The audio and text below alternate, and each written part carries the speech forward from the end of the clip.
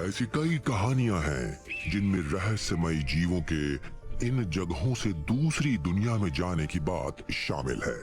Nazis को Antarctica में काफी दिलचस्पी थी। तश्तरियां बाहर निकल रही थी पानी के बाहर, और उनमें से ऐसी बीम निकल रही थी जो जहाजों को बीच में से काट दे। एक एलियन जो 10,000 साल पहले यहाँ आया था, वो अर्थ के मैग्नेटिक स्पॉट्स को साइन पोस्ट्स की तरह यूज करता था। अंटार्कटिका में शायद उस परग्रही सभ्यता के भूले बिसरे अवशेष दफन है जो यहाँ हजारों साल पहले बसी हैं। क्या इन मिथकों में थोड़ा भी सच है? क्या सच में इन जगहों पर मौजूद ये न समझाई जा सकने वाली ऊर्जा हजारों सालों से दूसरी दुनिया के जीवों को आकर्षित करती रही है? हमारे प्लेनेट में एंट्री के लिए उन्हें कुछ स्पेसिफिक डोरवेज और पोर्टल्स की जरूरत थी। या पृथ्वी पर ये स्पॉट्स किसी पैटर्न में मौजूद हैं? किसी ने उन्हें बताया था कि अपने विलेज का नाम हमेशा स्टार रखना, उसे कभी भी बदलना मत। मानव सभ्यता की शुरुआत से ही हम इंसान अपनी रचना का श्रेय ईश्वर और सितारों से आने वाले दूसरे जीवों को देते रहे हैं। अगर उनकी बात सच हुई तो क्या उन परग्रहियों ने सचमुच हमारे इतिहास गढ़ा था? वो कौन थे? वो पीछे क्या छोड़ गए? वो क्यों आए थे? वो कहां चले गए? क्या वो वापस आएंगे?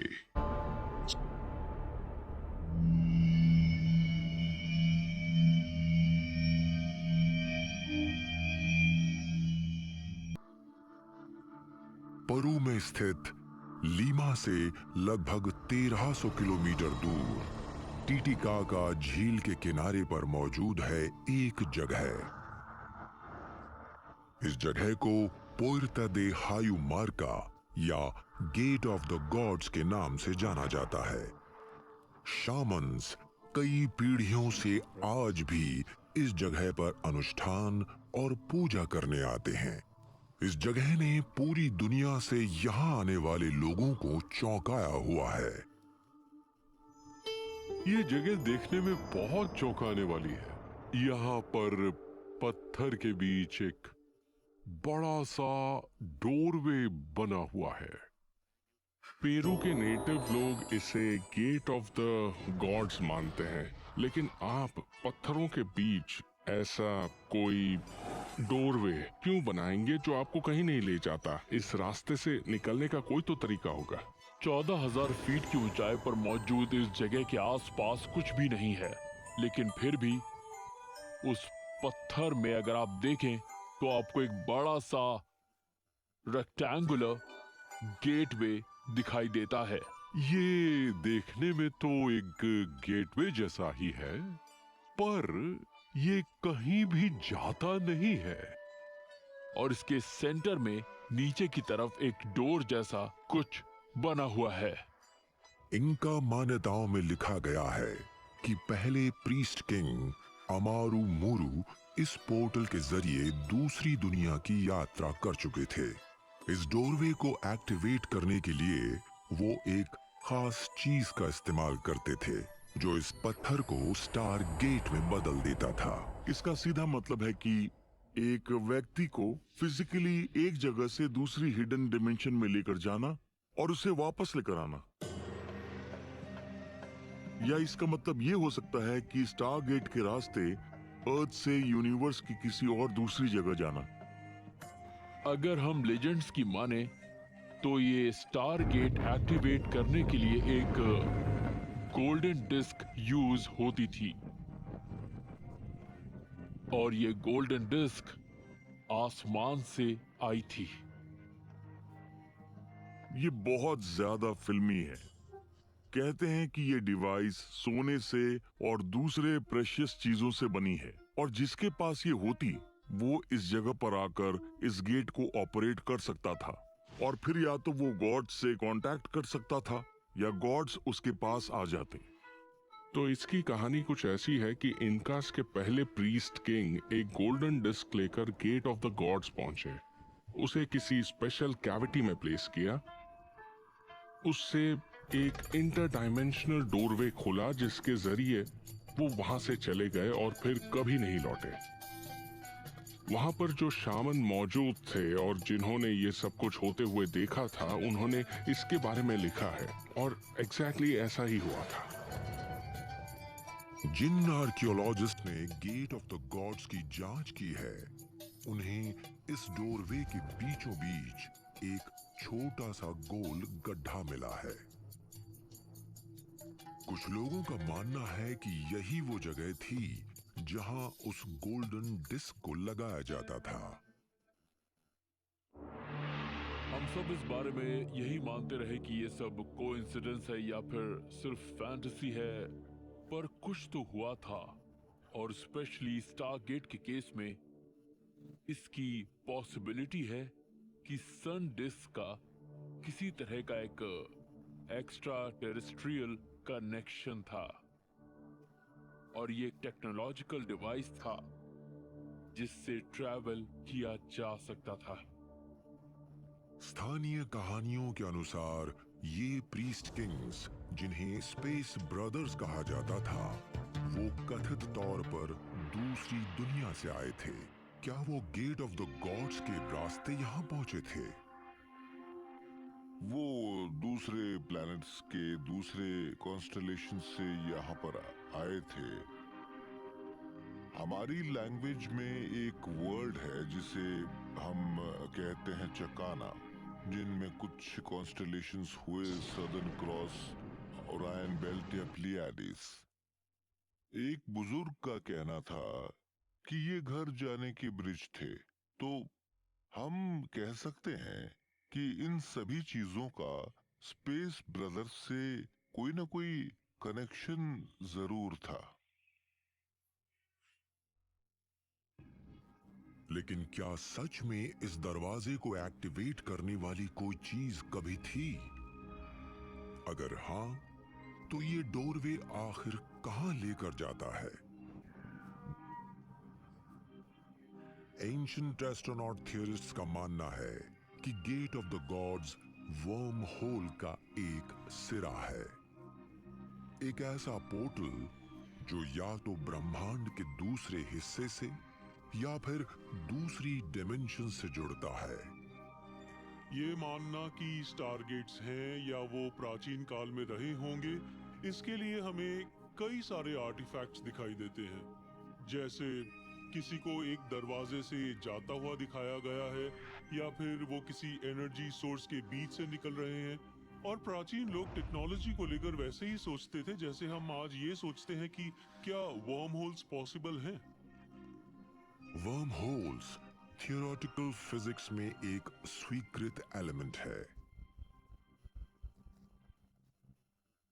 लेकिन क्या ये सच में दुनिया की सबसे रहस्यमयी जगहों में मौजूद रहे हैं? वर्म होल जनरल रिलेटिविटी का एक थ्योरेटिकल कंस्ट्रक्ट है। इस कॉन्सेप्ट का कहना है कि स्पेस टाइम के जुड़े होने की कंप्लीट पॉसिबिलिटी है। इनके कई हिस्से एक छोटे चैनल के जरिए जुड़े होते हैं। अगर ऐसा एक कॉन्स्ट्रक्ट क्रिएट किया जाए तो आपके पास यूनिवर्स में दूर दूर तक जाने के लिए शॉर्टकट्स होंगे। ये एक्स्ट्रा टेरेस्ट्रियल्स किस तरह से ब्रह्मांड में यात्रा करते हैं, इसका एक दूसरा वैज्ञानिक सिद्धांत है जिसे टेलीपोर्टेशन कहा जाता है। लेकिन क्या ये संभव है कि कोई चीज एक जगह से पूरी तरह गायब होकर अचानक कहीं और दिखाई देने लगे? मैक्स प्लैंक इंस्टीट्यूट में साइंटिस्ट्स पहले ही डीमैटेरियलाइज कर चुके हैं और वो उन्हें दूसरी जगह रीअपेयर करवा चुके हैं। तो साइंस इस पर ऑलरेडी काम कर रही है जिसमें एक चीज को दूसरी जगह ले जा सके। तो मेरा मानना है कि ये एक ऐसा सीक्रेट है जो एंशिएंट स्टोन बिल्डर्स को पता था।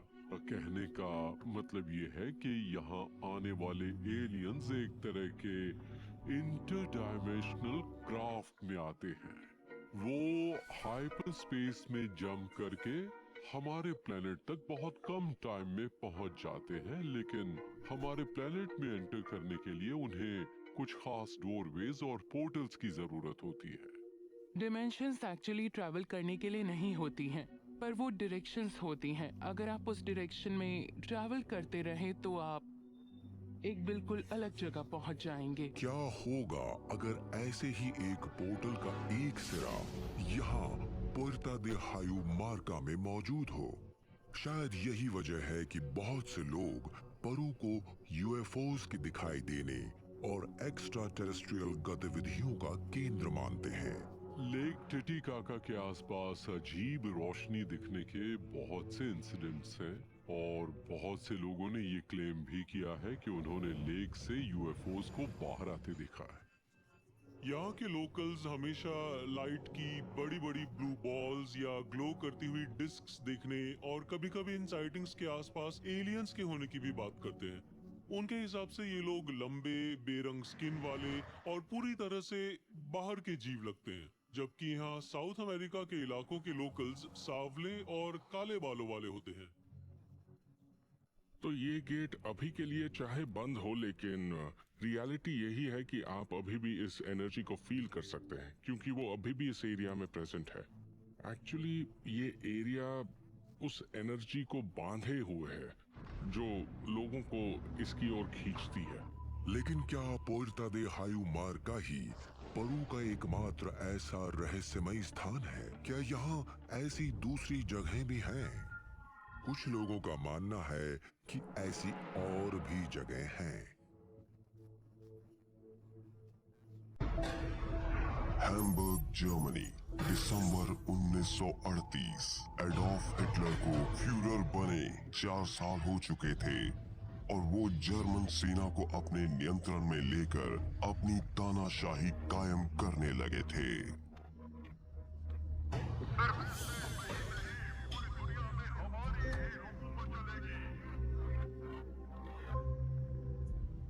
मगर दूसरे विश्व युद्ध से ठीक पहले हिटलर ने कुछ ऐसे कारनामे किए जिनके बारे में आम लोगों को भनक तक नहीं लगी। वो अपने बचे खुचे स्रोतों से उन प्राचीन अवशेषों की तलाश में थे जिनमें उनके हिसाब से जबरदस्त शक्ति थी। 17 दिसंबर को जर्मन फ्रेटर एमएस शोबरलैंड एक बेहद खुफिया अभियान पर निकला। उसकी 33 सदस्यों वाली टीम में वैज्ञानिक, सेना के विशेषज्ञ, कंस्ट्रक्शन क्रूज और थूल सोसाइटी सदस्य शामिल थे। थूल सोसाइटी वो ग्रुप था जो नाजीज के लिए जादू टोना और तंत्र मंत्र करता था। 32 दिन बाद वो अपनी मंजिल पर पहुंचे, एंटार्क्टिका।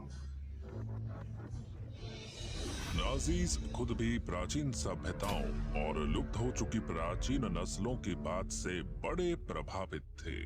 दरअसल वो उस लुप्त आर्कटिक घर को ढूंढ रहे थे जहां से उनके हिसाब से आर्यंस आए थे। वो उसकी तलाश दुनिया भर में कर रहे थे और अंटार्कटिका भी नहीं बचा था। थूल सोसाइटी मानती थी कि कई ऐसे मिस्टिक्स और चैनल्स हैं जो उन जीवों से बात कर सकते थे जो या तो मूल रूप से दूसरे ग्रह के थे या उस सभ्यता के थे जो पृथ्वी के अंदरूनी भाग में रहा करती थी। उन्होंने बड़े उन्नत किस्म के एरोस्पेस व्हीकल्स, फ्लाइंग सॉसर्स वगैरह बनाने के बारे में काफी जानकारी दी और मुझे लगता है कि हिटलर और नाजी पार्टी को वहीं से अंटार्कटिका के बारे में काफी जानकारी मिली थी। उन्हें बताया गया कि अंटार्कटिका में वो प्राचीन सभ्यता है जहां से उन्हें काफी एडवांस टेक्नोलॉजी मिल सकती है। माना जाता है कि नाजीज जब अंटार्कटिका में थे तब उन्होंने आसमान से उस बर्फीले वीराने के बहुत बड़े हिस्से का नक्शा बनाया था। एंशिएंट एस्ट्रोनॉट थ्योरिस्ट मानते हैं कि उन्होंने वहां जमीन के नीचे अपना हेडक्वार्टर भी बनाया था जिसका नाम था बेस 211। हिटलर और नाजीज की अंटार्कटिका में काफी दिलचस्पी थी। उन्हें शायद ये लग रहा था कि वहाँ बर्फ के नीचे बहुत कुछ हो रहा है और इस बात की अफवाहें तो हमेशा ही फैलती रही है कि नाजीज ने पानी के नीचे अपनी सबमरीन्स छोटे शहरों जैसी गुफाओं में छुपा रखी थी और दूसरे विश्व युद्ध के बाद उनमें ही बैठकर वो भाग निकले। जब जर्मन्स अंटार्कटिका पहुंचे तो उन्हें वहां बड़े बड़े शहर मिले जो बड़े ही टेक्नोलॉजिकल थे, और वहां की इमारतें सिर्फ सतह पर नहीं थी बल्कि जमीन के काफी नीचे तक भी थी। इसके बाद वो बड़ी संख्या में ना सिर्फ अपने इक्विपमेंट बल्कि सैनिक भी वहां भेजने लगे और उन प्राचीन फैसिलिटीज पर कब्जा जमाकर उन्हें अपने लिए तैयार कर लिया। सन 1946 में दूसरे विश्व युद्ध खत्म होने के 1 साल बाद अमेरिका की सरकार ने भी एंटार्क्टिका में बहुत बड़े पैमाने पर अपना अभियान शुरू कर दिया। ऑपरेशन हाई जंप के तहत वहां 4700 जवान, 13 जहाज, एक एयरक्राफ्ट कैरियर और कई सी प्लेन्स एंटार्क्टिका भेजे गए। हालांकि तब सरकार ने इस बात से इनकार किया था, मगर बाद में सब जान गए कि उस ऑपरेशन का पहला मकसद था अमेरिका की सोवरेनिटी का एंटार्क्टिका महाद्वीप के सबसे बड़े कामदायक इलाके तक विस्तार करना। उसके बाद यूएस नेवी को ऑपरेशन हाई जंप के तहत एंटार्क्टिका भेजा गया, जो असल में हथियारबंद जहाजों का एक बेड़ा था। उस अभियान से कई बड़ी दिलचस्प कहानियां बाहर आई और माना जाता है कि वो अभियान जल्दी ही खत्म कर दिया गया था। कहा जाता है कि वहां जहाज के आसपास पानी के नीचे से यान और उड़न तश्तरियों जैसे वाहन निकलते थे। वहां तश्तरियां बाहर निकलती थी पानी के बाहर, और उनमें से बीम निकलती थी जो जहाज को पीठ से काट देती, और आसमान से प्लेन गोलियां बरसाते थे। उन डिस्क्स की रफ्तार इतनी तेज होती कि ये पता ही नहीं लगता था कि वो डिस्क्स कहां जा रही हैं। उसके बाद अमेरिकन फ्लीट को वापस अमेरिका लौटना पड़ा, पूरी तरह से तबाह और बर्बाद हालत में। एंटार्क्टिका में जो भी हो रहा था वो आज भी एक रहस्य है। ऐसे में लगता है कि क्या अमेरिकन मिलिट्री और सरकार को पता था कि वहाँ बर्फ के नीचे वो स्ट्रक्चर्स हैं, वो पिरामिड्स दफन हैं, और शायद उन्हें ये भी पता था कि वहाँ बर्फ के नीचे कोई प्राचीन सभ्यता दफन होकर जमी हुई है। अगर नाज़ीज एंटार्क्टिका में किसी परग्रही टेक्नोलॉजी की तलाश में गए थे, तो क्या वो उन्हें सचमुच मिल गई थी? और क्या कई साल बाद ऑपरेशन हाई जंप के दौरान अमेरिकन सेना ने उसी शक्तिशाली टेक्नोलॉजी का सामना किया था? एंशिएंट एस्ट्रोनॉट थ्योरिस्ट मानते हैं कि एंटार्क्टिका में दूसरे ग्रह के जीवों की मौजूदगी के सबूत हमें उस प्री हिस्टोरिक झील से मिल सकते हैं जो 3 किलोमीटर मोटी बर्फ की परत के नीचे दफन है। क्या अमेरिका की सरकार एंटार्क्टिका में परग्रहियों की मौजूदगी की बात छिपा रही है? अगर ऐसा है तो क्या वो दूसरे ग्रह के जीव वही हैं जो हजारों साल पहले महाद्वीप पर रहते थे? एंशिएंट एस्ट्रोनॉट थ्योरिस्ट मानते हैं कि सच का पता शायद तब लगेगा जब एंटार्क्टिका की बर्फ पूरी तरह पिघल जाएगी।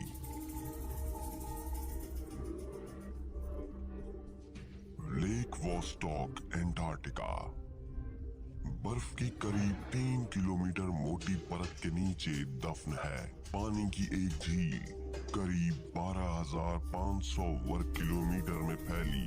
ये इस महाद्वीप की करीब 400 झीलों में से सबसे बड़ी है, मगर सभी झीलें पूरी तरह से बर्फ से ढकी है। साल 2001 में यहाँ से डेटा जमा कर रहे पायलट्स को झील के दक्षिणी पूर्वी किनारे पर मैग्नेटिक फील्ड में बड़ा जबरदस्त अंतर नजर आया। वो करीब 104 किलोमीटर की लंबाई और 74 किलोमीटर की चौड़ाई में फैला था। उस इलाके में हद से ज्यादा मैग्नेटिक एनर्जी निकल रही थी। उस एनोमली का डायमीटर करीब 80 किलोमीटर के दायरे में फैला हुआ था, एक ऐसी मैग्नेटिक फील्ड में जिसे आमतौर पर एक बड़ा शहर पैदा करता है। मैं कई बार लेक वोस्टॉक गया हूँ। हम वहाँ रिसर्च के लिए जाते थे और हमने भी वहाँ मैग्नेटिक एनोमली देखी थी। मगर हमें कई और मैग्नेटिक एनोमलीज नजर आई थी जो एक से दूसरी जगह पर जा रही थी। ऐसा बहुत ही कम होता है। हम ये पता नहीं लगा पाए कि उन एनोमलीज की वजह क्या है। उसे बयां नहीं किया जा सकता। और उसके बाद लोग ये भी कहने लगे कि वहाँ कुछ और है, शायद एक यूएफओ, वो शायद एक एलियन बेस है, या फिर वहाँ एक लुप्त सभ्यता के अवशेष हैं। अब तो नासा ने भी वहाँ किसी तरह की कोई रिसर्च बंद कर दी है और वहाँ जाने की मनाही है। वॉस्टॉक ऐसी इकलौती जगह नहीं है जहां बाहर के लोग कम ही जा पाते हैं। 7 अलग अलग देशों ने अंटार्कटिका में अपने अपने इलाके का दावा कर रखा है। इसके बावजूद वो दुनिया की एक ऐसी जगह है जहां बहुत कम लोग जा पाते हैं। आज यहाँ करीब 68 इंटरनेशनल बेसेस हैं और उनमें से ज्यादातर पर जाने के लिए परमिट्स या खास इजाजत की जरूरत पड़ती है। यहाँ सिर्फ वैज्ञानिक ही नहीं, सैनिक भी रहते हैं। मगर सवाल ये है, क्या आखिर यहाँ सबको जाने की इजाजत क्यों नहीं है? मैकमर्डो स्टेशन, अंटार्कटिका। रॉस आइलैंड के दक्षिणी पेनिनसुला पर मौजूद इस महाद्वीप का सबसे बड़ा रिसर्च स्टेशन। अमेरिका की सरकार ने इसे 1956 में खोला था और यहाँ एक समय में करीब 1200 लोग रह सकते हैं। जनवरी 2015 में अमेरिकन नेवी के एक फ्लाइट इंजीनियर जो 14 साल मैकमर्डो के एंटार्क्टिक डेवलपमेंट स्क्वाड्रन में काम कर चुके थे, उन्होंने investigative reporter Linda molten house से बात की और बताया कि जब वो अंटार्कटिका में थे तब उन्होंने क्या अनोखा देखा। जनवरी 2015 में मेरे पास एक रिटायर्ड नेवी फ्लाइट इंजीनियर का एक ईमेल आया। उन्होंने लिखा था कि मैं उन्हें सबके सामने सिर्फ ब्रायन कहकर पुकारूं, और उन्होंने मुझसे कहा कि वो 1983 से 1997 तक नेवी में रहे।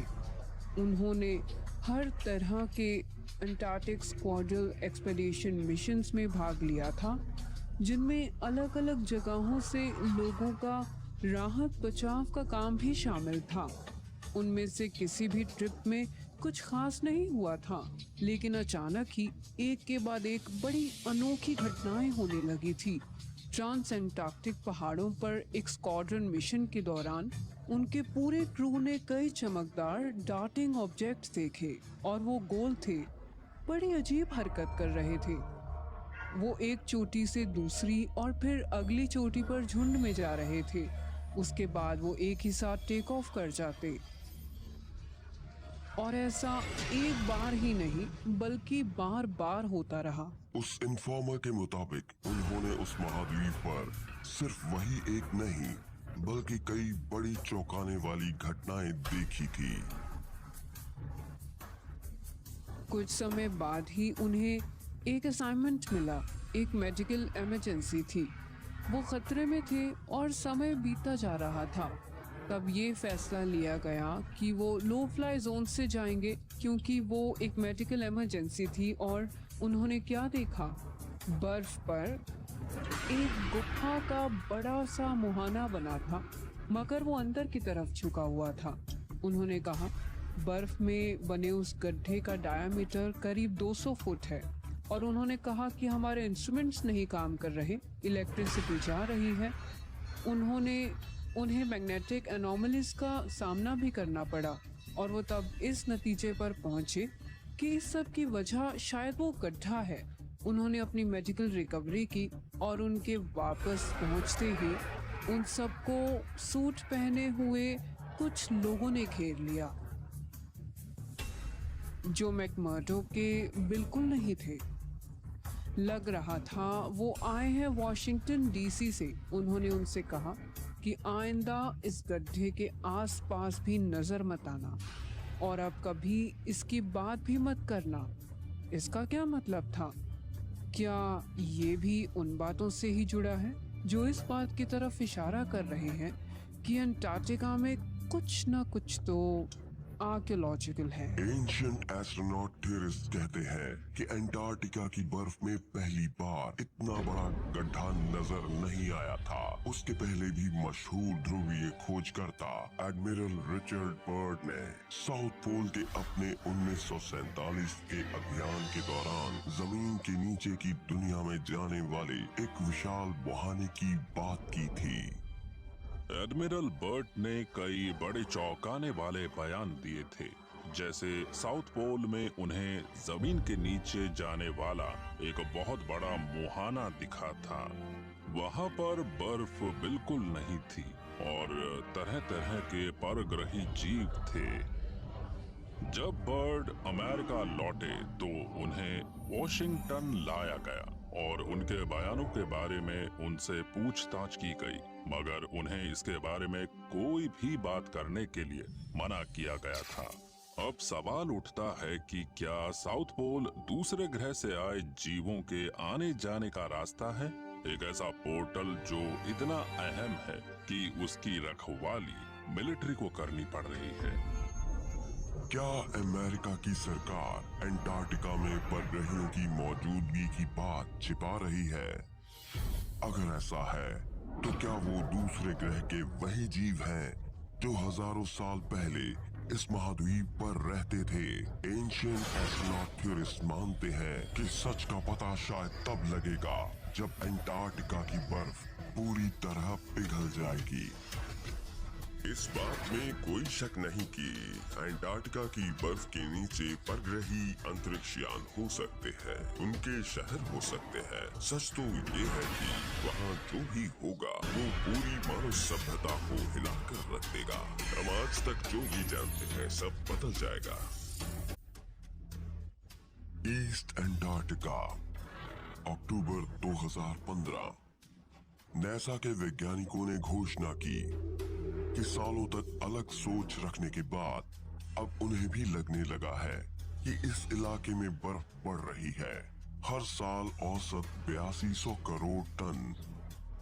आज बर्फबारी की वजह से महाद्वीप के ज्यादातर हिस्सों में बर्फ जमा हो रही है, मगर वेस्टर्न अंटार्कटिका के किनारों पर ग्लेशियर बड़ी तेजी से पिघल रहे हैं। वैज्ञानिकों का अंदाजा है कि 2009 से 2015 तक करीब 60 क्यूबिक किलोमीटर बर्फ, जो 70,000 एम्पायर स्टेट बिल्डिंग्स के बराबर होगी, वो हर साल महासागर में बह रही है। मगर यहाँ की बर्फ क्यों पिघल रही है जबकि बाकी के महाद्वीप पर वो बढ़ रही है? हमने टेलीविजन पर कई बार बर्फ के पिघलकर समंदर में गिरने की ये ग्राफिक्स पिक्चर्स देखी हैं, मगर ऐसा बस कुछ ही इलाकों में हो रहा है जहां से बर्फ पिघल रही है। हैरानी की बात तो ये है कि कई अलग अलग कारणों से अंटार्कटिका की बर्फ ना सिर्फ बढ़ रही है बल्कि और दूर तक फैल भी रही है, और ये बड़ी चौंकाने वाली बात है। हम इस बात से इनकार नहीं कर सकते कि कुछ मामलों में जमीन के नीचे कुछ शहर बसे हों और दूसरे ग्रह के जीव उनकी देखरेख कर रहे हों, और अब उन शहरों में बिजली आ गई हो या वो बढ़ रहे हों जिनकी वजह से उनसे हीट निकलने लगी है और उसी हीट की वजह से ऊपर की बर्फ पिघल रही है। अगर अंटार्कटिका की मीलों लंबी बर्फ की चादर के नीचे कुछ दफन है तो जाहिर है कि वो पिछले हिमयुग से पहले का होगा। कौन जानता है कि हमें वहाँ क्या मिल सकता है? शायद किसी लुप्त सभ्यता के अवशेष या वो औजार जिनसे उन सभ्यताओं को बसाया गया था। इस बात की पूरी संभावना है कि बर्फ के नीचे वो राज छुपे हों जिनसे हम खुद को बचा सके और अपने प्राचीन अतीत में झांक सके। हम उस मुकाम तक भी पहुंच सकते हैं जब उन्हें और नहीं छिपाया जा सकेगा। हमें बर्फ से बाहर झांकते वो खंडहर नजर आएंगे, विशाल पिरामिड दिखेंगे, बड़े बड़े ऑबलिस्क्स नजर आएंगे, मगर तब तक तो खेल खत्म हो जाएगा। उसके बाद हम उन्हें नहीं छिपा पाएंगे। इस बात में कोई शक नहीं कि अंटार्कटिका की बर्फ के नीचे परग्रही अंतरिक्ष यान हो सकते हैं, उनके शहर हो सकते हैं। सच तो ये है कि वहाँ जो भी होगा वो पूरी मानव सभ्यता को हिला कर रख देगा। हम आज तक जो भी जानते हैं सब बदल जाएगा। अंटार्कटिका की बर्फ के नीचे आखिर क्या दफन है? क्या ये बर्फ से ढका महाद्वीप कहीं हरा भरा इलाका था और यहाँ मिस्र के पिरामिड से भी पुराने पिरामिड थे? और अगर परग्रही सचमुच अंटार्कटिका में रहते थे तो क्या ऐसा हो सकता है कि वो आज भी यहाँ छिपे हुए हैं? शायद जल्दी ही हमें पता लग जाए कि अंटार्कटिका की बर्फ ने हजारों सालों से क्या छिपा रखा है, और तब शायद हमें अपने परग्रही अतीत के सच का भी पता लग जाए। गेट ऑफ द गॉड से लगभग 1350 किलोमीटर दूर उत्तर में बढ़ी हुई मैग्नेटिक ऊर्जा वाला एक और क्षेत्र पेरू के पहाड़ों में स्थित है। ये 3 किलोमीटर तक फैली हुई खूबसूरत पठार।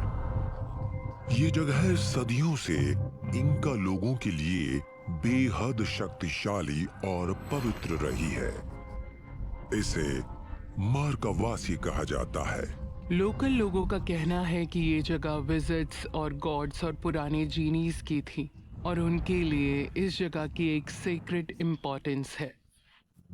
यहाँ आने वाले विजिटर्स एक खास तरह की फ्रीक्वेंसी और एनर्जी, एक स्पेशल एक्सपीरियंस की बात करते हैं। मार्कावासी पेरू का एक बहुत खूबसूरत इलाका है। कहते हैं कि मार्कावासी में एक यूनिक टाइप की एनर्जी मौजूद रही है। वहां जाने वाले लोगों को बहुत अलग सा एक्सपीरियंस होता है। ज्यादातर जियोलॉजिस्ट्स का मानना है कि यहाँ बने बहुत से पत्थर के ढांचे लाखों सालों के इरोजन और दूसरी प्राकृतिक प्रक्रियाओं की वजह से बने हैं। लेकिन क्या यहाँ ऐसा भी कुछ है जो हम देख नहीं पा रहे? क्या ये संभव है कि ये सिर्फ पत्थरों का एक साधारण समूह न होकर स्मारकों का एक संग्रह है जिसे सैकड़ों हजारों साल पहले लोगों ने बनाया था? कुछ लोग मार्कावासी को मूर्तियों का एक विशाल बगीचा मानते हैं जो प्राचीन सभ्यताओं द्वारा छोड़े गए प्रतीक चिन्ह हैं। इस इलाके के पत्थर कोई नॉर्मल पत्थर नहीं है। इसे हम कह सकते हैं डिज्नीलैंड ऑफ द गॉड्स। अब तो सवाल यही है कि क्या ये सब कुछ पूरी तरह से नेचुरल है या इससे ज्यादा कुछ है? ये दावा सबसे पहले 1952 में एक रिसर्चर डैनियल रूजो ने किया था। डैनियल रूजो को वहाँ लीमा के हाई माउंटेन्स में एक बड़े से कमाल के स्टोन हेड की एक फोटो दिखाई गई और वो वहाँ तक सिर्फ उस स्टोन हेड को देखने के लिए गए थे। लेकिन वो ये देखकर हैरान रह गए कि उस छोटी सी जगह पर सैकड़ों कार्व्ड स्टोन्स फैले थे। डैनियल रूजो के अनुसार जिस प्राचीन सभ्यता ने मार्कावासी को बनाया उन लोगों को माज़मा के नाम से जाना जाता था और माना जाता है कि पेरू ही उनका एकमात्र घर नहीं था। ये माज़मा एक बहुत ही एडवांस्ड एंशिएंट सिविलाइजेशन थी जिसका एक एडवांस्ड कल्चर था और हम कह सकते हैं कि वो उस टाइम भी ग्लोबल थे जब वो एक बहुत ही अर्ली टाइम पीरियड में पूरी दुनिया में घूमा करते थे और इसलिए रूसो ने पूरी दुनिया में इस एडवांस सिविलाइजेशन के एविडेंस ढूंढने में इतना टाइम बिताया और उन्हें लगा कि उन्हें वो मार्कावासी में मिली। वो दरअसल मार्कावासी को कई तरह से देखते थे। उनके लिए वो एक बड़ा सा स्कल्पचर गार्डन था जिसे वहाँ माज़मा लोगों ने बनवाया था। ऐसा मानने वाले लोग भी हैं जिनका कहना है कि वहाँ मौजूद पत्थर के ढांचे जिन जानवरों और लोगों को दर्शाते हैं वो मूल रूप से दक्षिण अमेरिका के नहीं हैं। इन्हें देखने पर उन्हें दिखाई देती है एक ऊंट और बहुत से दूसरे प्राणी। एक ढांचा जिसे मॉन्यूमेंट टू ह्यूमैनिटी के नाम से जाना जाता है। उसकी एक ओर एक पश्चिमी चेहरा है और दूसरी ओर एक मध्य एशियाई चेहरा। प्रजनन के इजिप्शियन देवता ट्वारेट, जिन्हें एक खड़े हुए हिप्पो के तौर पर दर्शाया गया है। एक अफ्रीकी रानी। तो अगर ये स्कल्पचर्स असली हैं या ये नेचुरल फॉर्मेशंस थी जिन पर थोड़ा काम किया गया, उस हिसाब से ये जियोलॉजिकली बहुत पुरानी है और हमारे पास सिर्फ एक ही चॉइस है कि हम डैनियल रूसो जैसे लोगों की बात पर भरोसा करें कि ये एक बहुत ही एंशिएंट सिविलाइजेशन है। यहाँ की लोकल स्टोरी यही है कि ये जगह एंशिएंट जाइंट गॉड्स की थी, यानी गॉड्स ने ये जगह बनाई। इनफैक्ट जब स्पेनिश हिस्टोरियंस पेरू आए और उन्होंने यहाँ के एंशिएंट शमानिक रिलीजन्स को इन्वेस्टिगेट किया, तो उन्हें टीसी वेरिकोचा क्रिएटर गॉड की कहानी सुनाई गई, जो अपनी लैंड्स को इंस्पेक्ट करने के लिए ह्यूमन फॉर्म में आया करते थे। उन्होंने यहाँ के लोगों को अलग अलग ऑर्डर्स दिए हुए थे। उनमें से कुछ रिबेल नेशंस थे जो उनकी बात नहीं मान रहे थे और उन्होंने उन लोगों को पत्थर में बदल दिया। क्या ये संभव है कि ये सारे ढांचे जो पूरी दुनिया को दर्शाते हैं, एक साथ एक अकेली पठार पर सिर्फ संयोग की वजह से मौजूद हैं? और अगर ये मानव निर्मित हैं, तो इन्हें यहाँ किसने बनाया? मार्कावासी के नाम में इसके मूल और रहस्य के सुराग छिपे हैं। इस शब्द का इतिहास इंका साम्राज्य से पुराना है। मार्कावासी स्कॉलर और रिसर्चर डैनियल रूजो का मानना था कि इस नाम का मतलब हुआ 2 मंजिला घर, जो कि इस जगह पर मौजूद अजीब इमारतों से जुड़ा था। तो स्कॉलर्स कई सालों से इसी एक सवाल का जवाब ढूंढने की कोशिश कर रहे हैं कि क्या कोई एटलांटियन या किसी तरह की कोई लॉस्ट सिविलाइजेशन है। तो मार्क्वासी फिर से उसी सवाल पर फोकस ले आता है कि हमारे पास जो लिखी हुई हिस्ट्री है उससे अलग क्या कोई दूसरी सिविलाइजेशन हजारों साल पहले वहां रहती थी। इतिहास में ऐसा आधुनिक और दुनिया भर में यात्रा करने वाले लोगों का ये समुदाय आखिर आया कहां से था? 1959 में अपनी किताब रोड इन द स्काई के जरिए मार्कावासी को लोकप्रिय बनाने वाले लेखक जॉर्ज हंट विलियमसन ने लिखा था कि मार्कावासी एक पवित्र जंगल था जहां एक्स्ट्रा टेरेस्ट्रियल जीव भविष्य की योजनाएं बनाने के लिए मिले थे। और यूएफओ पर शोध करने वाले कई शोधकर्ताओं को लगता है कि वो आज भी यहाँ आते हैं। मेसा में यूएफओ दिखने और अल्ट्रा डायमेंशनल विजिटर्स के आने की अनगिनत कहानियां हैं। ये एक एक्स्ट्रॉर्डिनरी जगह है। ये शायद पेरू की सबसे फेमस यूएफओ फोटो है जो 1970 में मार्कावासी के पास एक बिजनेसमैन ने खींची थी, जो कि खुद वहां मार्कावासी के प्लेटू की ओर जा रहा था। जब उसने वहां से नीचे वैली की ओर देखा तो वहां उसे भरी दोपहर में एक सिल्वर कलर की डिस्क दिखी जो घाटी में उड़ रही थी। लेकिन क्या सच में मार्कावासी के आसपास किसी खास तरह की ऊर्जा का संचार हो रहा है, जिसके बारे में समझना हमने बस अभी शुरू ही किया है? अगर हाँ, तो क्या ये ऊर्जा दूसरी रहस्यमयी जगहों की तरह ही हजारों सालों से बाहरी जीवों को यहाँ खींच रही है? अगर दुनिया भर में फैला हुआ एक ऐसा समुदाय था तो उसे हुआ क्या? जैसा कि बाइबल में लिखा है और कुछ लोग मानते हैं, क्या ये जगह एक विशाल बाढ़ में बह गई थी? ये बात काफी इंटरेस्टिंग है कि ये कार्विंग्स 12,000 फीट पर मिली। इसका यही मतलब है कि सिविलाइजेशन टॉप पर शुरू हुई और जैसे जैसे फ्लड लेवल्स कम हुए लोग नीचे की ओर आते गए। ये लगभग वैसा ही है जैसे कि नोआज आर्क के लिए लिखा गया। यही कि जब वो नीचे उतरे तो वो मार्कवासी में पहुंचे, जहां उन्होंने सभी एनिमल्स के स्क्रिप्चर्स बनाए जो उन्होंने कलेक्ट किए थे। कहानी में यही लिखा है कि ह्यूमैनिटी और एनिमल किंगडम में से जो बचा सकते हैं वो बचा लिया जाए। मुझे लगता है कि वो अपने बिलीव्स और सिविलाइजेशन के बारे में कुछ रिकॉर्ड करने की कोशिश कर रहे थे जिससे वो अपनी फ्यूचर जनरेशन्स को दे सकें। उन्हें शायद ये समझ आ गया था कि वो हमेशा के लिए नहीं रहने वाले हैं, तो ये शायद उनकी तरफ से फ्यूचर जनरेशन्स के लिए एक तरह का रिकॉर्ड या वार्निंग थी। शायद कोई एशियन गॉड्स रहे होंगे, शायद एक बहुत इवॉल्व्ड माइंड वाले लोगों की रेस थी जो एक बहुत अर्ली टाइम में लोगों की मदद करने के लिए आए और उन्होंने उनके काम करने के तरीके को सुपरवाइज भी किया। मुझे ऐसा लगता है कि एक्स्ट्रा टेरेस्ट्रियल्स का इन एनर्जेटिक जगहों पर आने का इंटरेस्ट सिर्फ इस वजह से नहीं है कि इससे उनकी टेक्नोलॉजी बेहतर काम करेगी, बल्कि उनकी बॉडीज को वाइब्रेट करने के लिए वो फ्रीक्वेंसी मिलेगी जो उनकी दुनिया से बेहतर मिलती है। मैं जब इन स्टडीज को देखता हूँ और जो मेरी खुद की स्टडीज भी है, उस हिसाब से इन जगहों में कुछ तो अलग है। इसकी कोई इलेक्ट्रोमैग्नेटिक वजह हो सकती है या किसी तरह की जियोमैग्नेटिक इनकंसिस्टेंसी, क्योंकि कहीं आपको अलग अलग तरह के पत्थर मिलते हैं, कहीं पर अलग अलग क्रिस्टलिन स्ट्रक्चर्स या फिर अंडरग्राउंड बहता हुआ पानी जिसमें इलेक्ट्रिक करंट मौजूद हो। तो ऐसी कई पॉसिबिलिटीज हैं जो मुझे लगता है कि हम नहीं समझ पाते कि आखिर चल क्या रहा है। क्या ऐसी कोई वजह है कि ये तथाकथित इंटरडिमेंशनल स्पेस पोर्टल्स हमारे ग्रह के कुछ इलाकों में ही दिखाई देते हैं? और जैसा कि कुछ लोग कहते हैं, क्या इन जगहों का किसी तरह का कोई पैटर्न है?